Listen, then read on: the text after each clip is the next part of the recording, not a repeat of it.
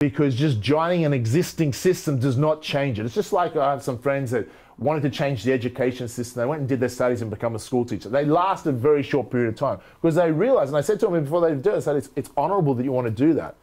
But it's very hard to change the system from the inside out. And many teachers would know this. They would quit teaching or get frustrated because it's hard to change the education system from the front. I'm focused on changing the education system, making a 21st century modern day education system worldwide, including this country, from the outside. Same with politics, folks. The way that you change it is this.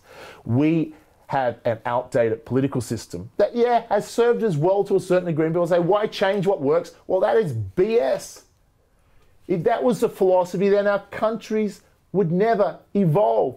Humanity would have never evolved. You say, oh, what worked 200 years ago? It works, let's not change it. You should improve things daily. If you're not improving as a person, if you're not improving your company as a company, you're not improving your country, so we need to evolve the political system. And my suggestion is this.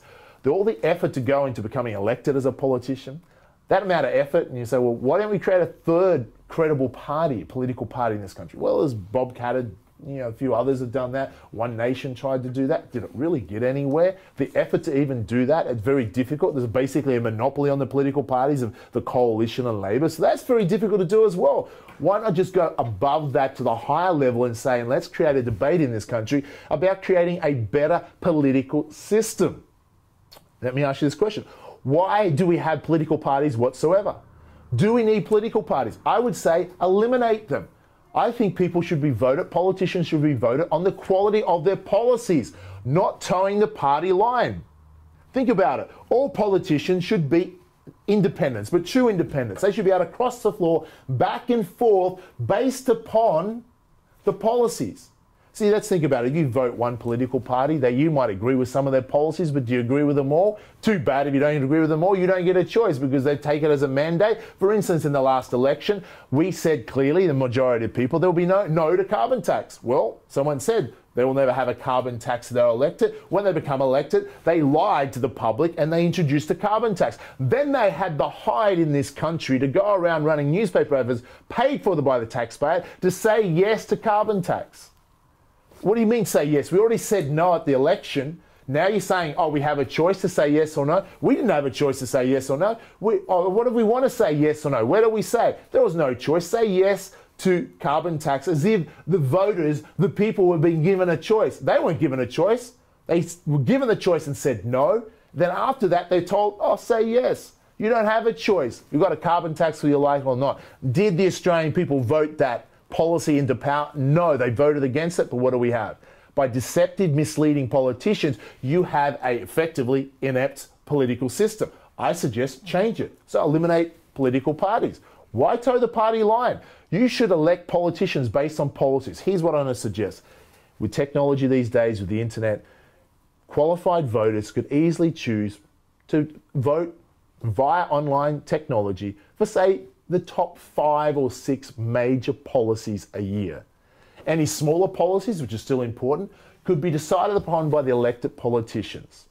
But for the top 5 or 6 policies a year, imagine this, they went out to Australians now and said, okay, qualified voters, vote online. Do you want to spend $36 billion on a national broadband network, or do you want to consider the other options, maybe $10 billion, better value for money? Choose. Boom, we have a choice. Do you want a carbon tax? Allow the voters online to vote for a policy. Carbon tax or no carbon tax? We know what the answer is. No carbon tax, majority of people. So let's have that power to vote on policies, because then you get a true democratic society where people have a choice based on policies, and people that are educated about those policies, where politicians can't bribe, they can't deceive, because those 30% of qualified voters know what the facts are. That, my folks, I suggest is just some ways that could dramatically improve this country. Now, when you throw ideas out there, not all the ideas will work. That's ideas are for debating, ideas are for looking at, ideas are thinking outside the box to say, how do we take the status quo from here to here and continually evolve and improve this country? And they're just some ideas. I wrote an article recently on 21 ways to improve this country. I'm sure there's many other ways out there. I hope that I've educated you a little bit at least on what are ways to improve this country. There's many other ways. I'll talk to you in future episodes of State of Affairs of what I think will make a significant difference to this country. I encourage you, as an individual taxpayer, as a citizen of this great country, to get educated, to be passionate about this country, and feel that you have a way to contribute. And we, together, as a collective group of people, in the future, can change and improve the quality of this nation. Talk to you soon.